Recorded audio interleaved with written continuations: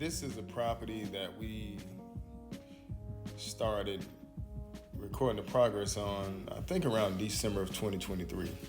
This is the first video. You can see in the lawn that had a lot of different weeds out there, all up against the house, weeds.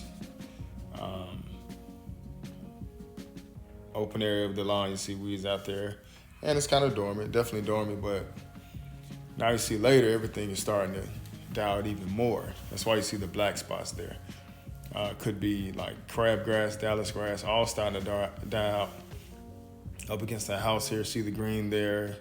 Also in the lawn right there, more so clean and trying to get it nice and gold, because however the lawn is in the wintertime, when it wakes up in the summertime, springtime, we'll have it more so under control like we need it. So the second treatment here, you can see we came back and that's how the lawn looks, right? And we're mainly still just dealing with the onions and wild garlic. So now a little bit along the walls, a lot more is dying out. Look out toward the lawn, the main area. You'll see that it's mainly, like I said, wild garlic and onion out there. Got rid of mainly all the other green. So let's see how it looks now.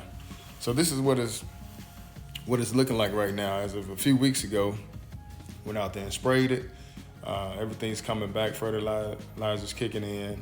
Still got to get rid of the Dallas grass and some crabgrass, but one more season should have it under control.